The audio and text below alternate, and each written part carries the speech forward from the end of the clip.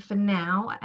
So welcome everyone to this Business Travel the Future webinar. I think it's been a really popular topic, certainly amongst the office management members in the portal and also in the wider community of PAs and assistants and so on. So it's really great that Grey Doors have been able to do this for us. So thank you so much to Laura and Aman for doing so. I'm going to hand over to them in a second, but quickly just want to say that I've put a couple of bits of notes in the chat. So basically, if you've got any questions, please do chat them throughout the webinar, and at suitable pauses, Laura and Aman may just check in with me to see if there are any questions, so I'll ask them on your behalf. And if you need to, or if you have rather any questions, we'll open up at the end as well for a quick Q&A. I know a couple of people have sent questions in advance of this as well, so thank you so much for doing that. And we'll also try and answer those as well. I say we, I mean they will, because they're the experts, not me. So over to Laura and Aman from GDG now and their travel department. Wonderful. Thanks, Hannah. Thanks for having us, and hello virtually to everybody. Firstly, just a quick thank you, really. Hope everyone's keeping safe and well. Whether you're kind of homeschooling or in furlough, or still keeping your business operational and moving, you know, challenging times for everyone. So hopefully we'll give you some kind of useful insight and advice on when the world starts to travel again, which I personally can't wait for. So thank you for taking the time to listen to myself and Aman. So before I let Aman introduce himself, who was absolutely the brains of the operation for today, I'm Laura Busby. I'm head of Grey Doors Group. I've been with the company over 2 years, and have worked with Hannah and the office manager team for nearly 18 months now, so we'll know a lot of you, so thank you for making us so welcome again into the group. And yeah, I'm happy to field questions as we go, like Hannah said. Aman? Good afternoon, everyone. Thanks, Laura, for the introduction. I'm not sure about the brains of the no pressure, Aman.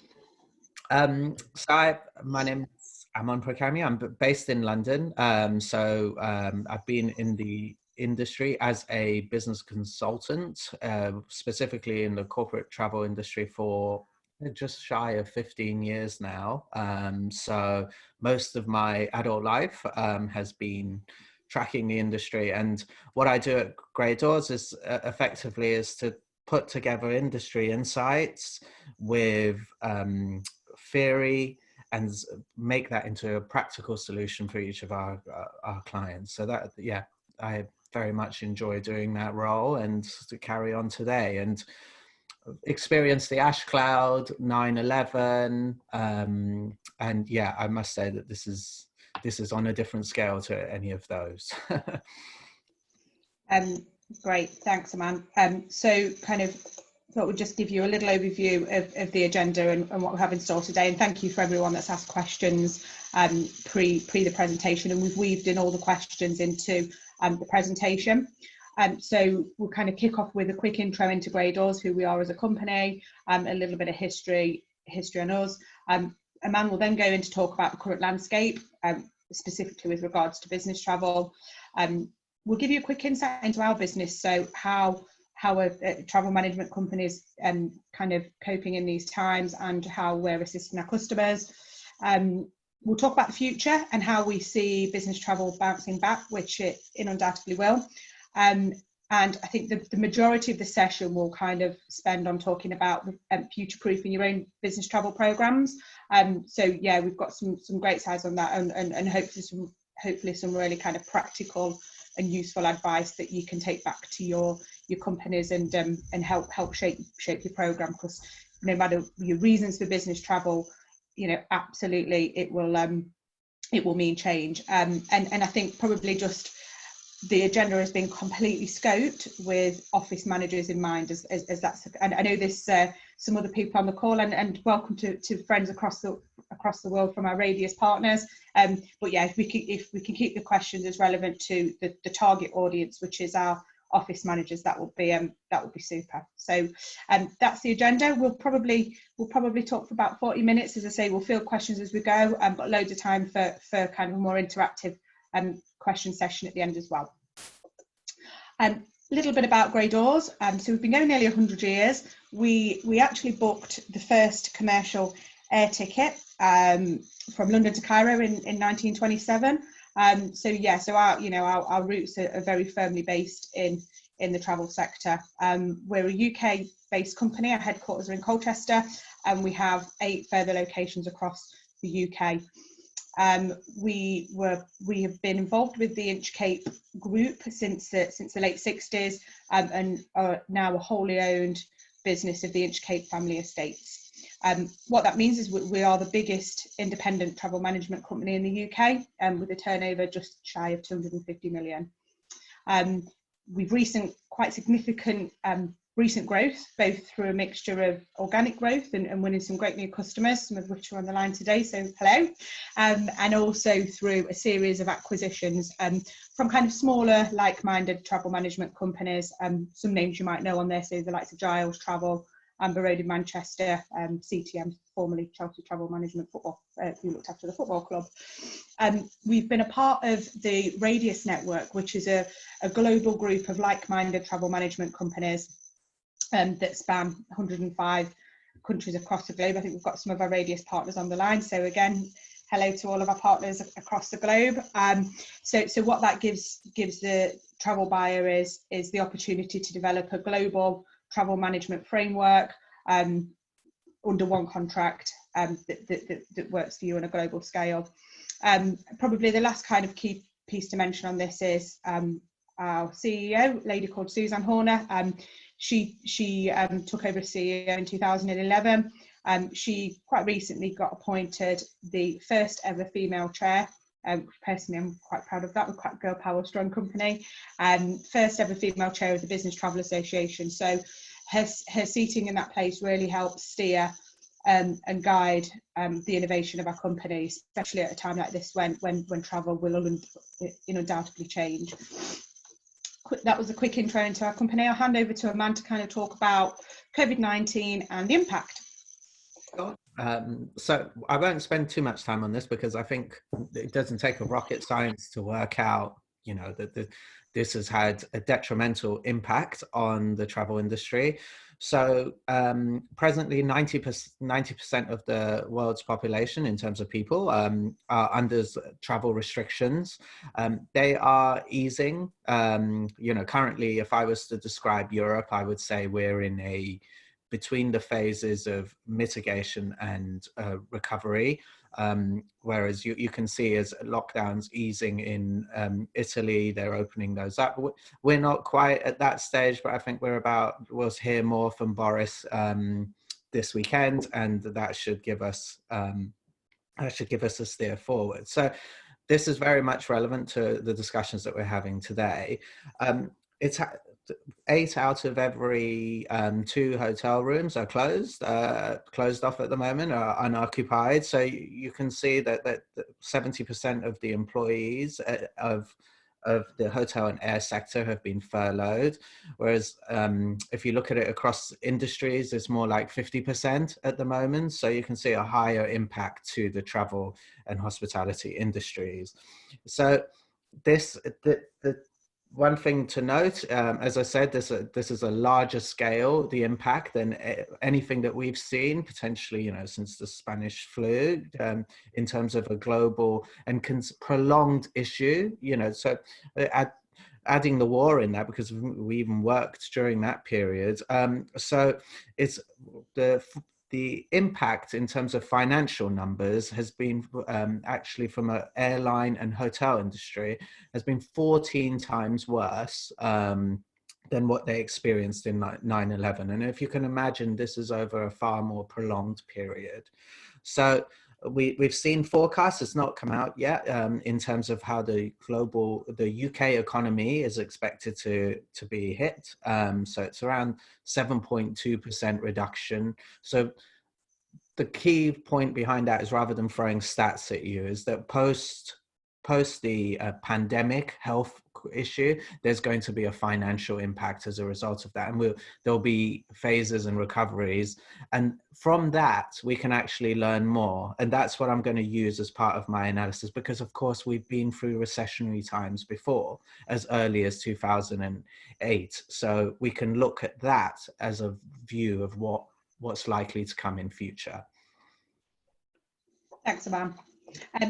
So I think we hear kind of quite a lot of shocking statistics at the moment. And I think the one thing to really point out at this point is the travel industry as a whole is incredibly rigorous. And I think when we see them from 9/11, we wasn't sure whether people were going to fly again after that. And over the past 3 to 4 years, we've seen real significant increase in terms of global travel that's been taking place. So no doubt about that will happen. And I think over the next couple of slides, I just want to kind of give you a little bit of an insight into the what we're doing with customers now and how we're helping them kind of future-proof their business and what our business is kind of going through, really. So three key things that we're working on with customers. Repatriation. So the absolute number one thing that we kind of looked at. Oh, sorry, I clicked that by mistake. The first thing we really looked at with regards to repatriation was getting all of our travellers back home as safely and as quickly as possible. Quite an interesting story from our operational team. We had an FD at one of our finance companies that we work with, who'd booked her own holiday to Bali through Expedia.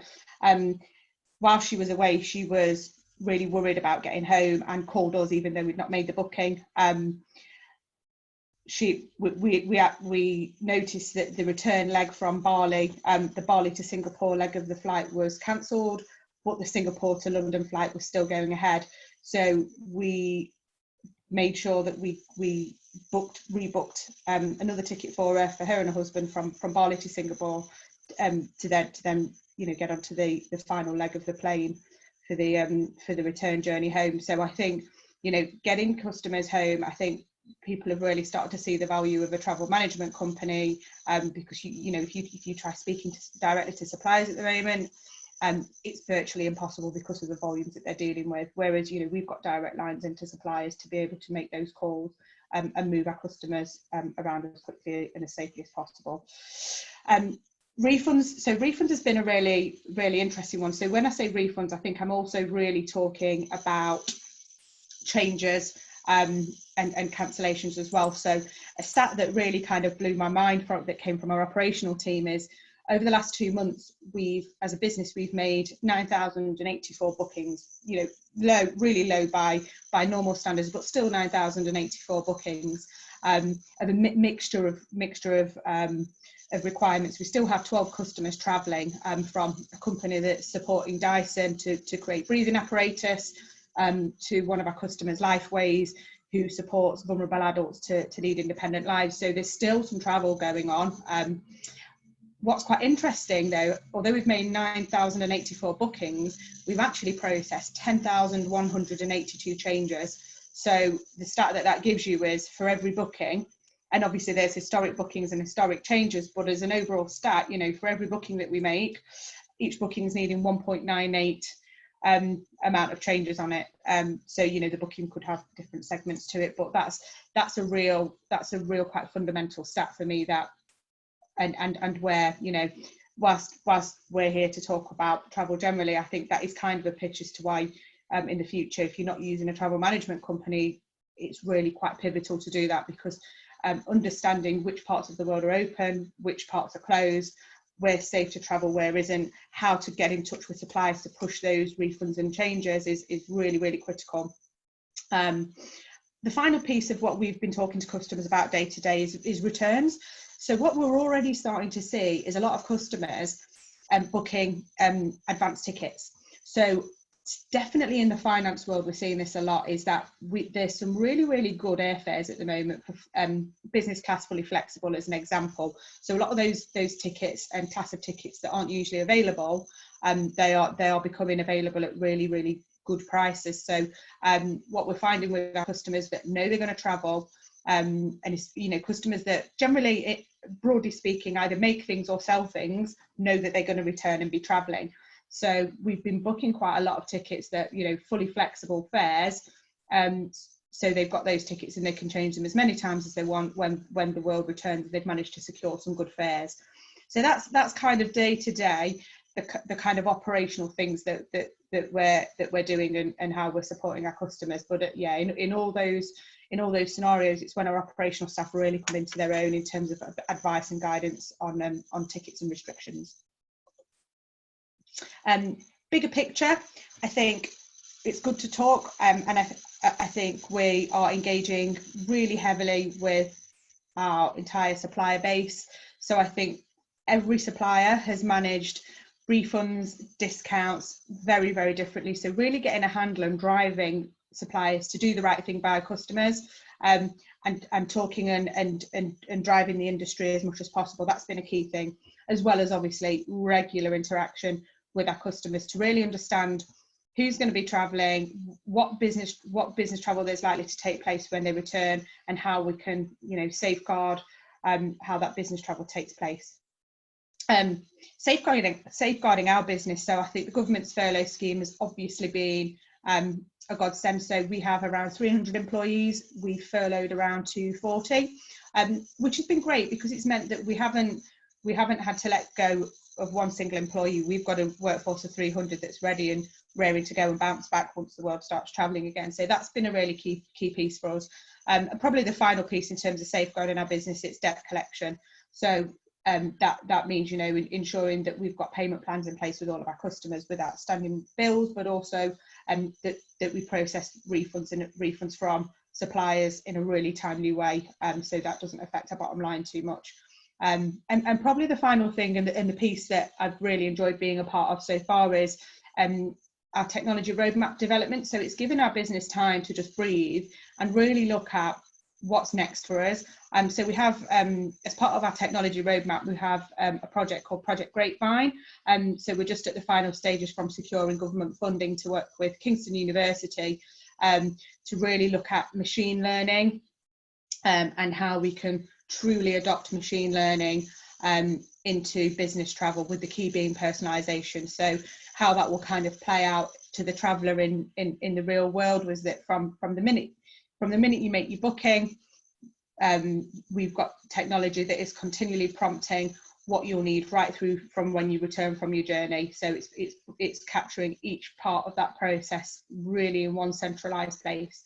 So really quite interesting to work with the university on this, and yeah, excited to get going. But yeah, I think they've been the key things that have been kind of consuming our world.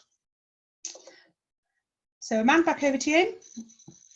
Okay, so what's happening at the moment is, I'm sure before we try to move on to discussing how your business can engage, you know, react and engage in terms of travel, we have to kind of try to, at the moment, predict what's going to happen. And as I mentioned before, there has been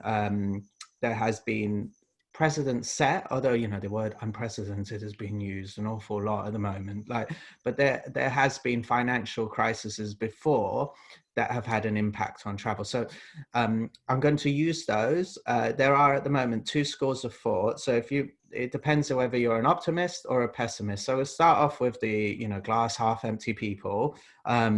So negative against the recovery. So when I discuss a recovery, I mean back to the levels in which people were traveling before. So prior to the recovery, prior to COVID-19, actually the global economy was slowing down. China had just had their first single-digit growths in terms of the economy in over a decade. You had Trump administration causing trade wars with several countries such as China and Europe. So from that perspective, it was due, like whenever you see any economic downturn, it was overheating, and there was cases of over travel. You know, that many countries were feeling that they were having an experience with too many travelers coming in, especially holiday destinations. So that's one factor. You also have regulatory constraints on travel. So we saw with, you know, as was the case with 9/11, they ramped up security. So what we're going to expect to see is especially testing when you go into an airport. So you'll have those kind of temperature checks that are more rapid than the testing, the swab testing that they're doing at the moment. And then also you have constraints over potentially having to quarantine when you're in an area. And of course, what we have at the moment is that what we experienced was a slower response than perhaps a lot of us expected. Whereas countries who have experienced this before, such as South Korea, who had a similar pandemic, an isolated pandemic for themselves in 2016, they were able to shut their borders and have a response that was far more organized and rapid. I expect to see very similar across the globe, having had this experience now there and being alert of a second wave. So there's those issues, and obviously traveler confidence of being able to fly somewhere and then having that problems of being locked, trapped effectively in quarantine. So there are those concerns. We obviously have a high rate of unemployment at the moment. It's up at 20%, which is far higher than anything we've seen before. It was trending around 3.5% before this, which was record lows. You know, we can look at the statistics based on what terms of employment, you know, in terms of annual wage levels were low, but people were employed and working. We're using this context. I'm sure all of you have got very familiar with Zoom at the moment. I myself do at least 3-4 Zoom conferences a day. So having had that experience, perhaps people have got used to that, won't return. Many meetings, many travel elements will push towards video conferencing, and we'll go through that in a minute. Previous examples have told us it takes 3 to 5 years for recovery, so before it returns to normal levels. So looking at that perspective, it's not likely to be a quick bounce. And then the poor response from some suppliers. If you've experienced it with your own business or personally, there's been a lot of frustration with airlines and refunds. From an airline perspective, they've had 4 million cancellations across this to date on the COVID-19 since this pandemic. So you can imagine, and as Laura said, if previously you had a change culture of, if we had it around 5% of all bookings, now it's 200% of all bookings are having some kind of change or cancellation. So from an airline defense point of view, the 7 days refund policy and getting through to them was never likely to be met. But anyway, I digress. If we move on to the optimist. Go to the positive. Yeah, I like to end on a higher note in this regard. Absolutely. So actually, post 9/11, travel was at an unprecedented level of growth. It was boom time for our industry. You know, it was actually at a level that had seen airlines and hotels, growth sectors that you've seen, new airlines popping up from that perspective. And you see all of these new innovations, apartment hotels. So from that experience, you can say that it's now is on pause, and there's this bottleneck of travel that's just waiting to explode. One of the things that we could look at is that a number of the events, I know Laura, for example, she's getting married. Congratulations, Laura. Like, she's moved her wedding to further down the line. And what you'll see with events from the events industry, you've got the Olympics, the football, and so on, has been moved to 2021. So there's that bottleneck that's waiting to burst out. That and obviously people being sat at home, I'm sure, like all of us, you're keen to get out there again. So another element is we've had concerns with post 9/11. I remember it's like, well, I'm never going to travel again. We can use technology. You know, there's this Zoom has actually been around for several years, and technology like this is not new. But I think that human engagement, that interaction, is still pivotal to the way we work. And from my perspective, I feel a larger need and appreciation to meet people face to face than I did before this. So you've got innovations in health. Let's not dismiss the notion of how, a vaccine coming that would eradicate this issue from a COVID-19 perspective. So looking at it from that sense, if a vaccine is made available, and the forecasts vary from it being at the end of this year to midway next year, if it does come, then it's a game changer. You also have higher level of technology that's being used that's there to protect us. For example, you have the checking for temperature checks and so on and so forth. That will give people a greater degree of confidence that they can travel. You have government stimulus packages. I think that's quite key. I don't foresee that once this period is over, from a recovery viewpoint, that the government's suddenly going to ramp up taxes, all the tax relief elements that they've put in. I think we will be phasing that out rather than risking a double dip recession. So the things that the tax reliefs, the low interest loans, the furlough scheme, I don't think they'll just stop. I think they'll reduce or have elements for certain industries and not others, just to handhold us through the recovery. The social distancing phasing also needs to have a government level phasing. There's also the vouchers, which Laura alluded to a moment ago, that you have credits from airlines, you have credits from hotels, and those need to be used up. So in a way, it incentivizes us to, you use them or lose them. So although you are entitled to a refund, we've had many cases with our client base that they've not taken that option and retained the vouchers for future use. I also think from an industry viewpoint and from the feedback that I've had is that travel companies, many are in this meeting today, have had very positive feedback in the way travelers have perceived how we've managed the recovery process. So therefore, they know that the work that we've done in repatriation, getting their refunds and managing that headache on their behalf. And also in terms of tech advancements, looking at those innovations to be able to give more confidence to the traveler. Okay, so what's my predictions?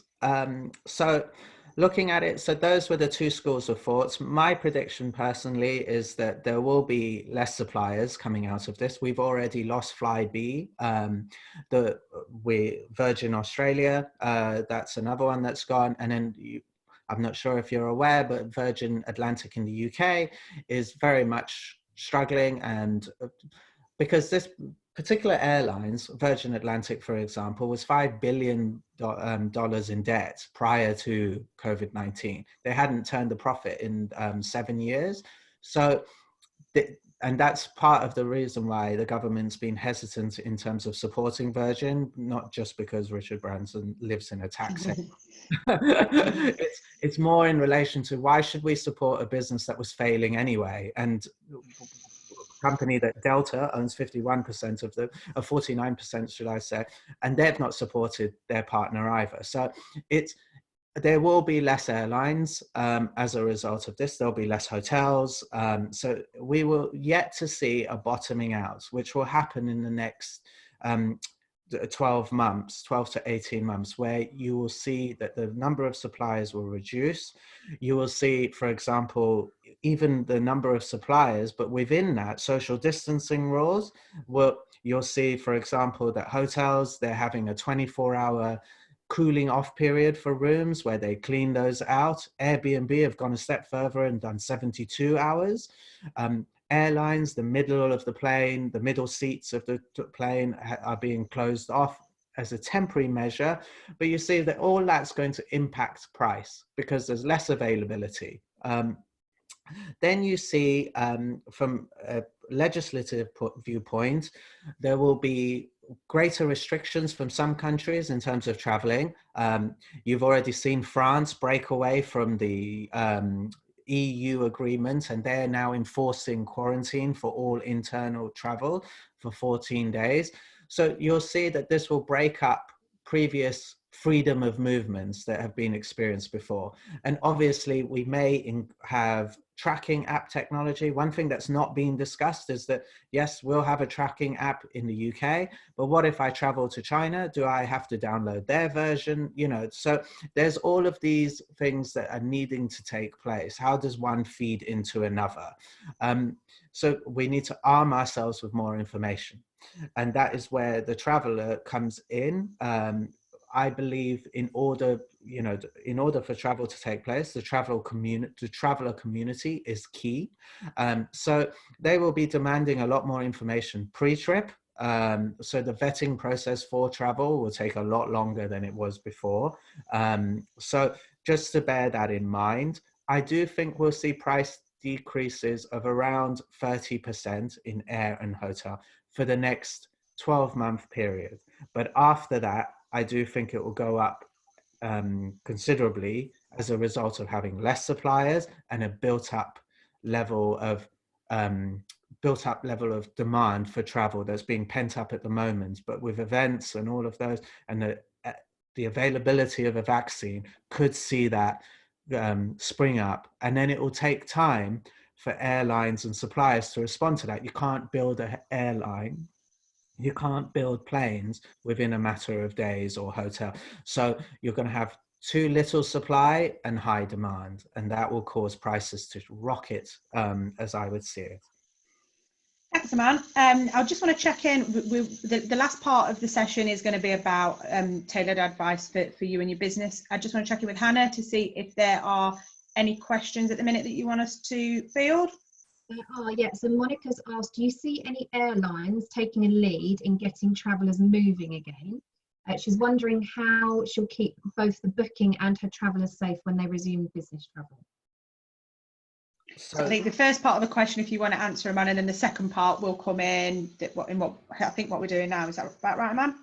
Yeah, sure. So what we've got is what we're being informed is that, you know, many airlines are looking around mid-June to be able to return to travel. Particularly, you'll see that within the UK, we're a little bit more hesitant in terms of moving forward. Whereas US, you've seen with Trump, ever since this whole pandemic started, he's just been keen to move on. You know, it's almost like he's got no patience. So you'll see that the US airlines are following some of the Far East's examples. They're the ones who are leading the way in terms of cleaning the planes, making sure that there's testing before you go onto the plane, and in regards to closing off middle seats as an example.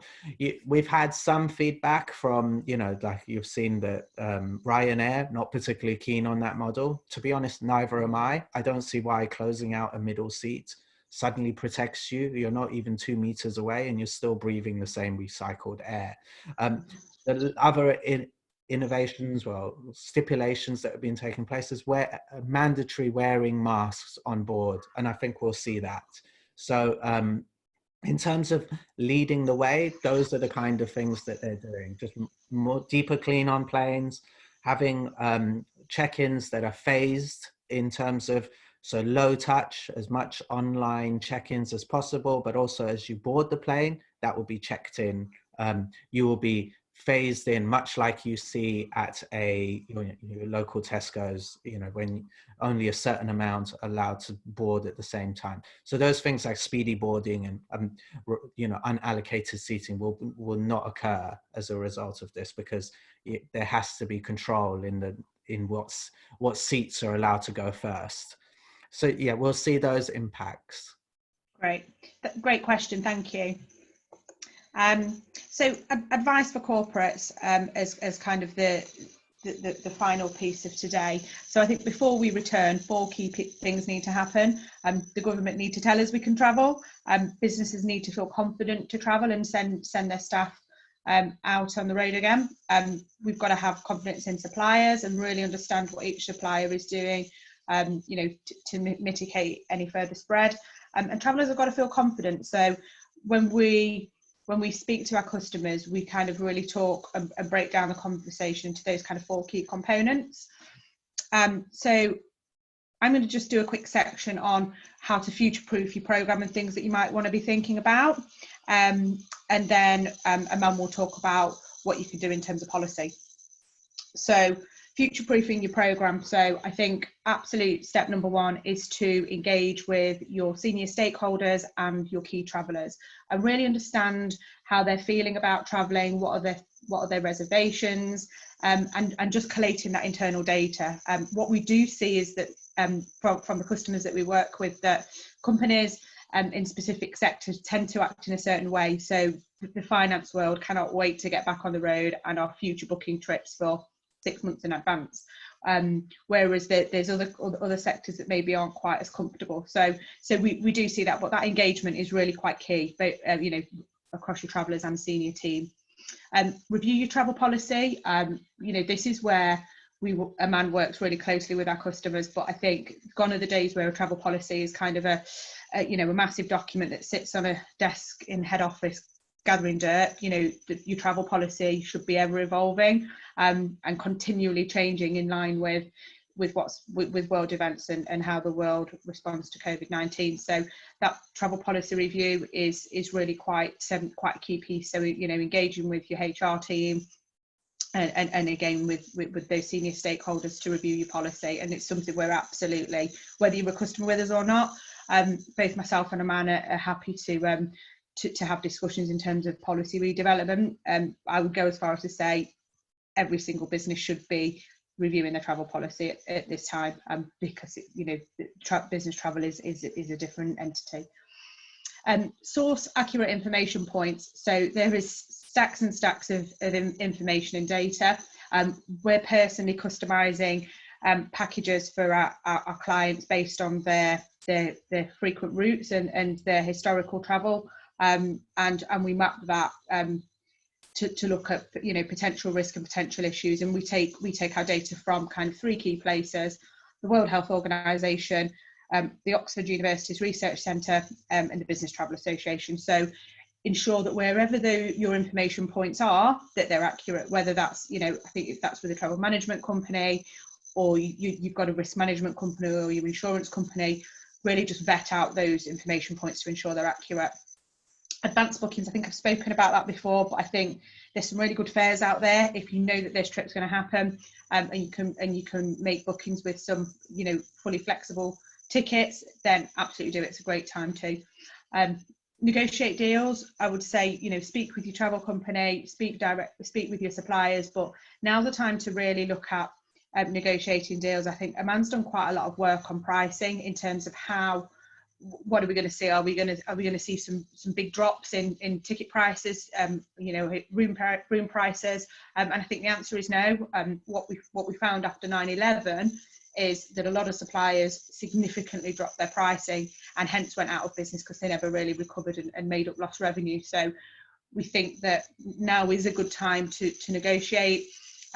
You know, and I think part of what we do at Grey Doors and what Aman specialises in is those hotel and airline RFPs. So it's a good time to have those discussions and start some negotiations. I think the key message is really partner with a travel management company. You know, back to that stat at the that's you know, how much. There's so many changes of tickets at the moment. You know, 1.98 change per every booking we're doing at the minute. That takes a huge amount of effort, and I'm sure, you know, the one thing I'm always conscious of with my discussions with Hannah and the Office Manager Network is, you know, you're wearing several hats. Travel is not your title's not travel manager, it's office manager. So yeah, the amount of time that changes take and liaising with suppliers isn't worth it. So a really key message: whatever the size of your business, partner with a travel management company that's right for you. Hopefully it's us, but if not, you know, there's some really great travel companies in the marketplace that I think will really help you decide how to develop your travel program.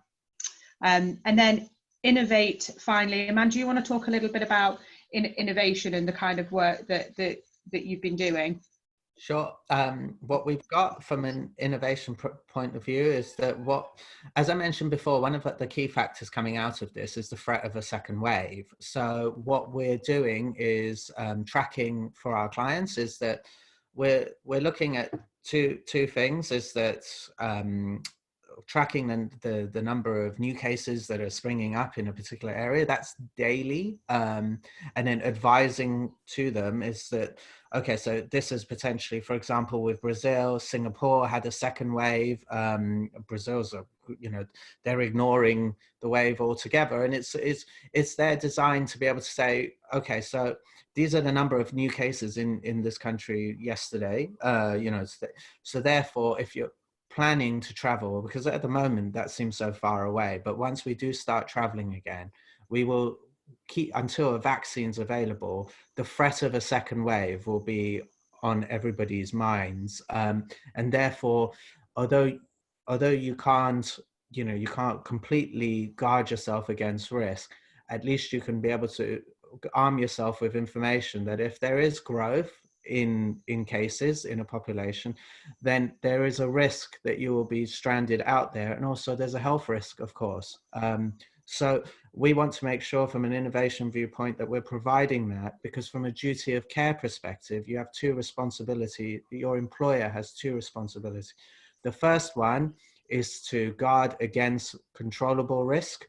For example, getting you to travel somewhere that is a hot zone, that's a no-no. The second one is from a mitigation viewpoint, so arming you with information as a traveler, as a booker, that for example, what particular quarantine rules there are in a place, giving you masks, hand sanitizer, those things, arming you with the equipment that you would expect in your office at home also should be available while you travel.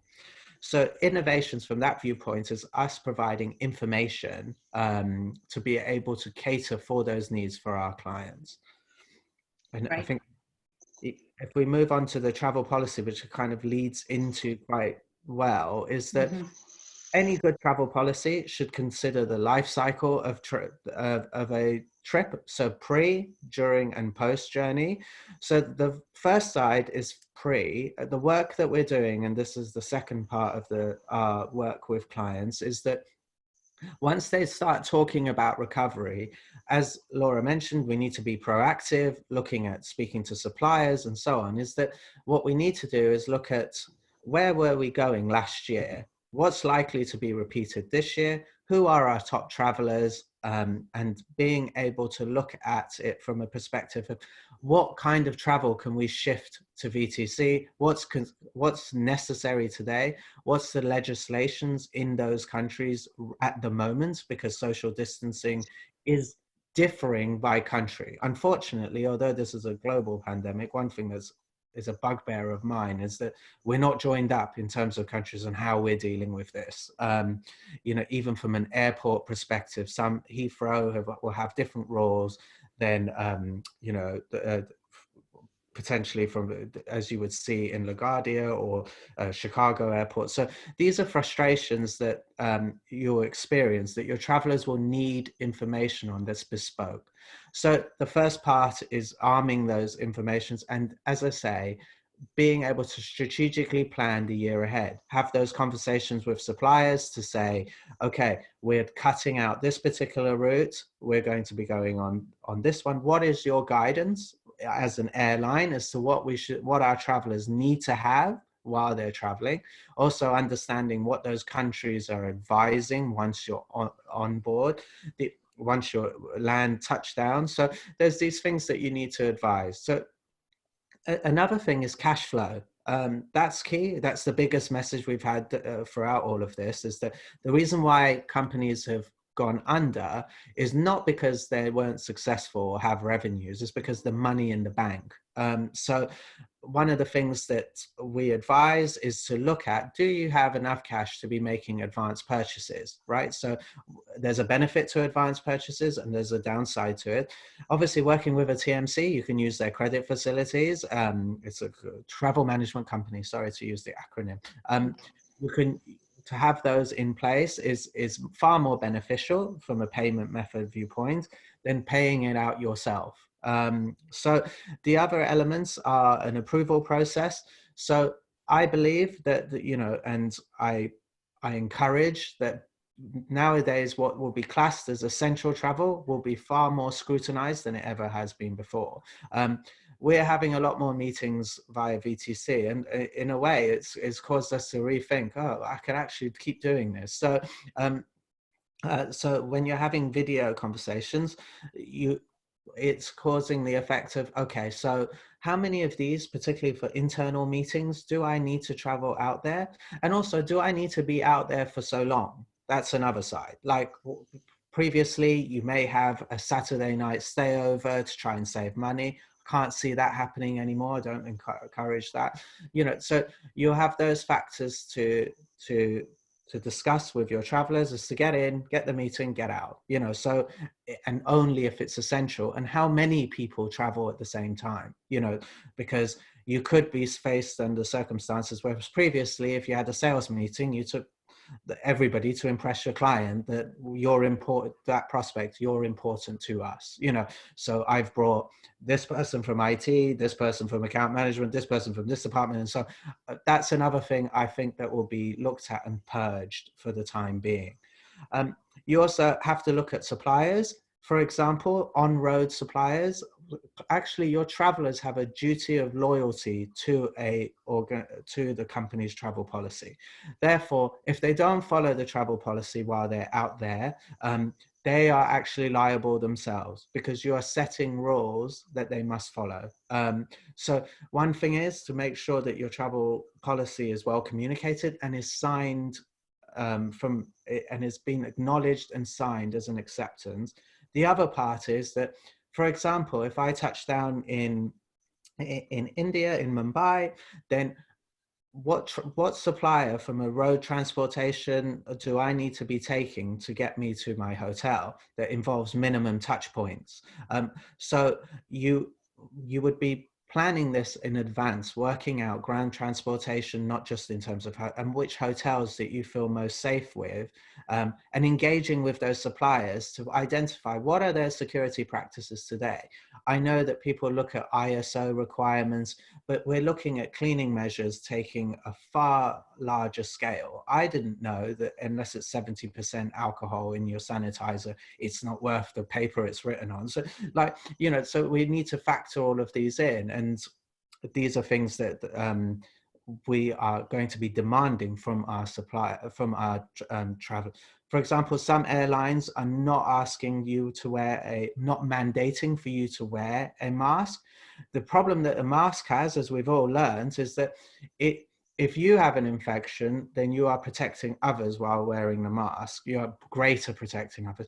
But if the person sat next to you has the infection, is not wearing a mask, and you are, that's not working because it can go into your eyes and so on. So travelers will be looking for airlines that are mandating mask wearing, as an example. And you might look at that and think, okay, well, that means we can't engage with airlines that are not mandating that, as an example.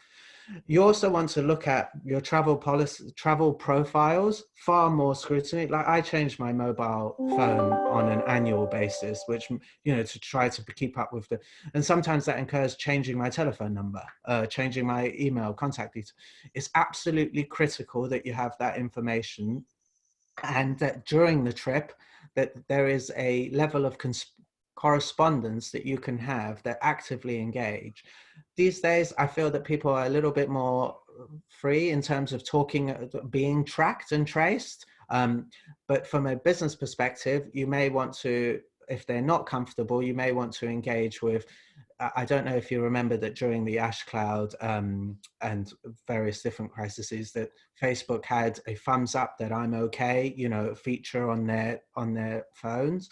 Might see innovations in regards to at different points of travel. You'll have that level of engagement to be able for the traveler to say, I'm okay. And if there isn't a response back within a certain period of time, you know, that you would engage with your security team to get into contact with them proactively.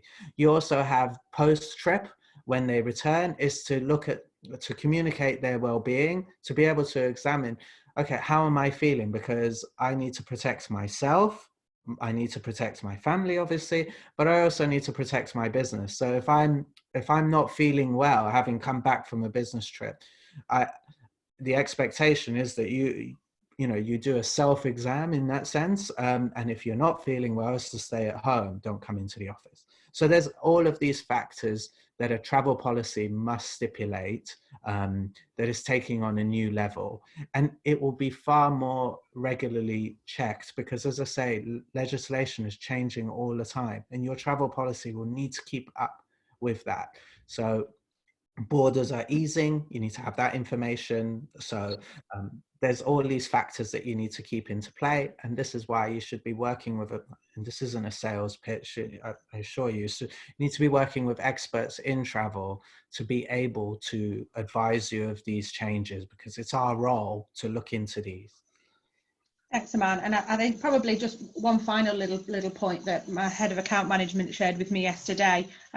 Make sure that on every itinerary for a traveller that there's all the information that they need. So if you think about, you know, usually the people that travel in your business are generally the most senior, and they're running around 100 miles an hour. Do they have in one place that your company's insurance details, any risk management company that you're involved with, as well as obviously the travel management company's details? So ensuring that you're arming your travellers with all the information they need in one clean, simple place, which usually is the itinerary, because they need that to travel. So that's quite a key point.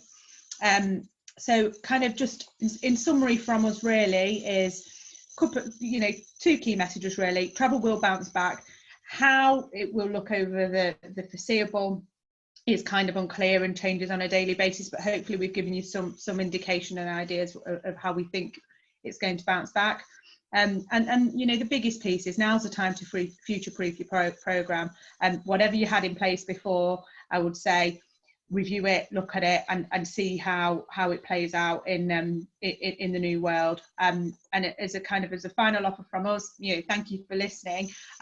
What we're happy to do for anyone that's been on this call is offer you a free consulting offer. So that will be a virtual meeting with myself and Aman, just to look at your travel policy. We can benchmark it against similar customers and give you some quite customized and specific tips, ideas on how you can tweak and update your policy in light of changes. So whether you're a customer with us or not, you know, I think we do see it as kind of a role that we should be playing in terms of, you know, supporting the wider world to travel safely. So yeah, our details are on there. Obviously we'll publish today's recording as well. So yeah, happy to have as many discussions as you need to talk more specifically about your business. Hannah, back over to you. It's not like me and Aman to kind of go a little bit over on timing, but there we go. I think it's perfect. So okay, so we've got a few questions. Sure. There is from, sorry, there's quite a few, so I'm just going back on the show. What are the expectations from corporate when they stay at hotels post-COVID? And that's from Ronnie. So from a hotel perspective, I think one of the key elements is that it's as close to the meeting point as possible. You know, I think what we need to look at is also having meeting facilities within the hotels. You know, therefore you're in and out, as I mentioned.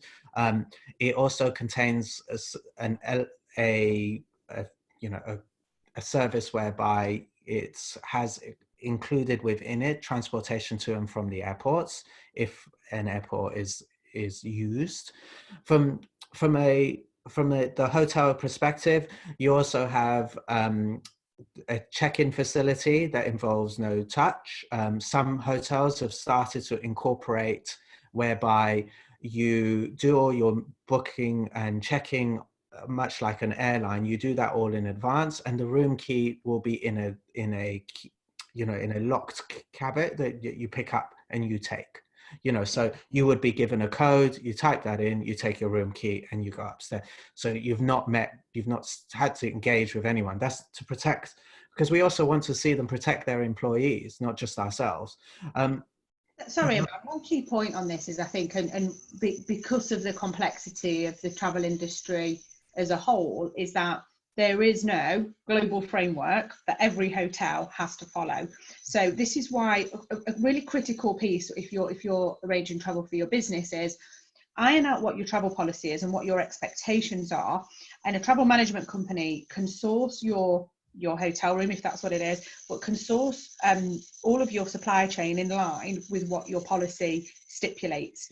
So and I think, there's some hard yards for travel management companies to do in that, because it's not, there is not a global framework that hotels either hit or miss, such as the complexity of travel.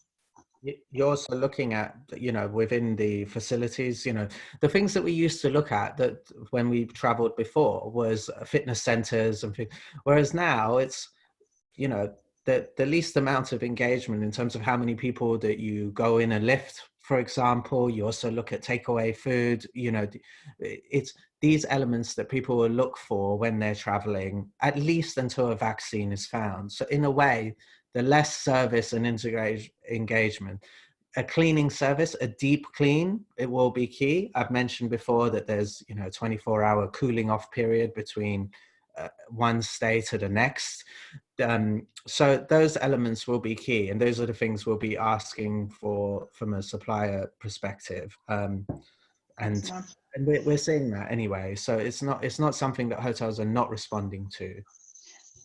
Conscious of time, and I'm not sure if we want a hard stop at 3, Hannah. And other questions? There are, there's quite a few actually. Really? Okay, so how do you want to play this? Because I'm conscious of time. We're happy to go on if needs be. Okay, great. So I'm just listening into that point. So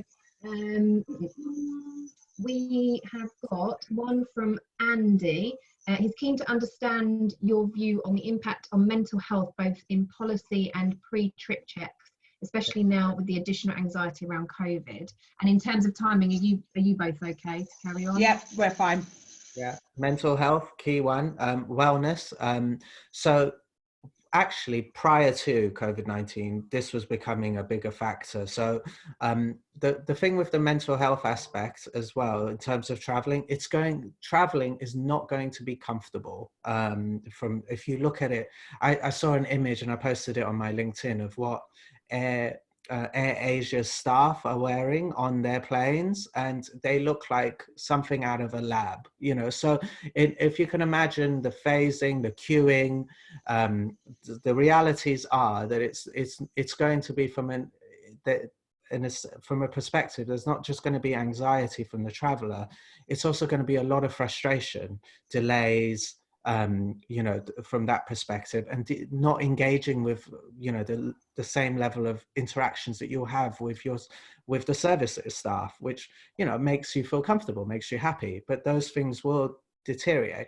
So we're looking at, from a travel policy perspective, of actually monitoring how travelers are feeling and how many trips they take and for how long for. We work with a particular client that actually one of their members of staff was away overnight stay 200 of the 365 nights that we had. And if you take away, wow. So if you take away weekends, you've only got really around 250, so it's insane. So I can't see those kind of elements happening again. You need to spread the workload out a lot more than before. And probably as another point on that is, and I put myself in this category, I cannot wait to travel again. And what you may need to do is almost rein in the people who are and protect them from being, you know, incredibly excited and ready to travel. So I suppose you might have, while some people are really nervous and anxious, you might get I would imagine there'll be a, you know, a portion of your traveling community that are almost a little bit too gung-ho about traveling as well, and so it's almost balancing both those kind of pools of people, I suppose. Hannah, another question? Yeah, so the next one is from Amelie, and she's asked, based on your conversations with clients, will they consider staying more in service departments? And also, how quickly are your clients planning to go back on the road once this is lifted and travel restrictions and each local country that they're travelling to are lifted? But if I can take the service departments question, this is a and then to talk about the speed in which clients, because Laura's ear to the ground is greater than mine in terms of meeting with and engaging with clients. So the first part is service apartments. Absolutely, it was happening anyway, because if you look at Generation Z and such, you know, I'm at the tail end of that one, I think. So, I think I just fall into that bracket, is that they actually prefer using service apartments for short stays anyway, because you get more space. Airbnb, as I mentioned before, they're taking cleaning on a different level, but as long as they can survive this, which Airbnb have really struggled, if I'm honest, within the industry, one of the biggest factors. But if they can come out of this, you're looking at an aspect where absolutely it's less touch. They already had, where they had catering facilities, there wouldn't be anybody there. It'd be automated, press the button to get your coffee and so on and so forth. So they're set up for this environment already. Their cost structure, their infrastructure, all of those, absolutely.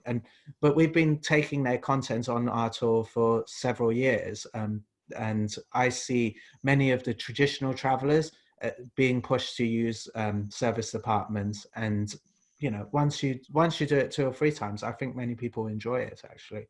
Especially when you travel on a more regular basis, I think. The hotels can get a little tiresome after a while. So yeah, no, absolutely. Well, what are you hearing then, Laura, in terms of people?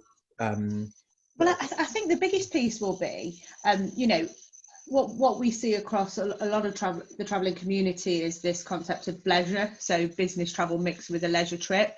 So if that's the case, you know, if you're going to, you know, I did a kind of leisure trip to San Francisco not too long ago, and it was and so you want a different kind of experience, and actually, you know, we enjoyed staying in a hotel for that kind of trip.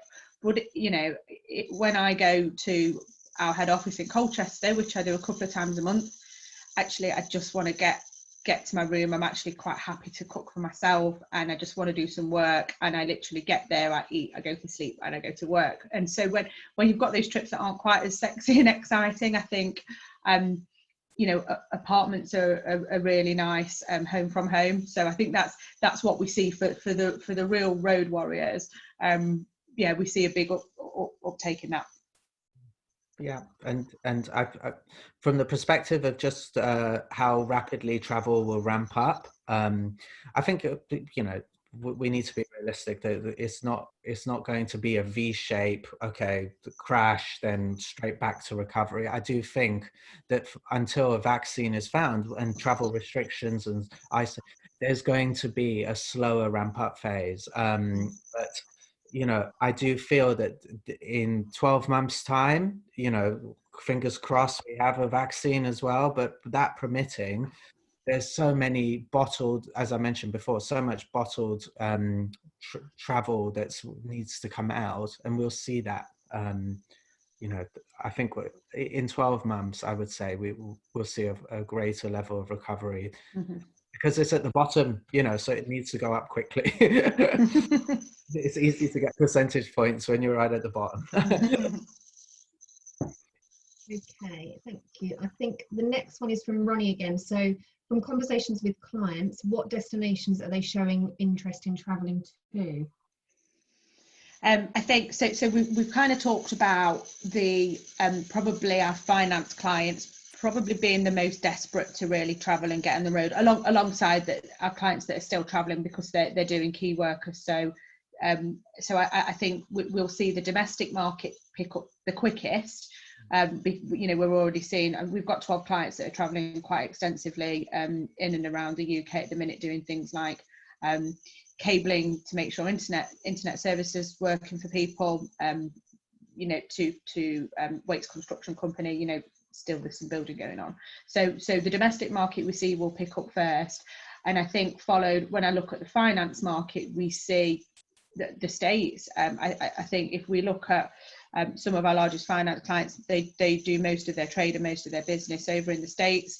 You know, we are seeing customers booking fully flexible business class tickets to New York more than any other destination. I think that will be the true measure of when the business travel sector really bounces back. It's looking at that Heathrow JFK route and looking at availability and take up of seats on planes on that particular route is a real measure.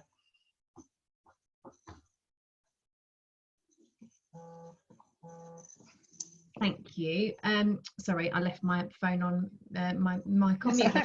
So I have another question from Pippa. With sustainability being brought to the forefront during this pandemic, what measures should we expect to see coming into practice from the travel industry that may affect the way we travel? Oh, it's our favourite question, isn't it, Aman? We do a lot of work on this. I'll give a broad overview and then I'll let Aman fill in the detail of all the great work he's done. So, yeah, so I sit as part of Planet Plan, which is Business Travel Association scheme. So work across the industry with other travel management companies and other suppliers to really bottom this out. And I think what we'll see is innovation with sustainable fuels.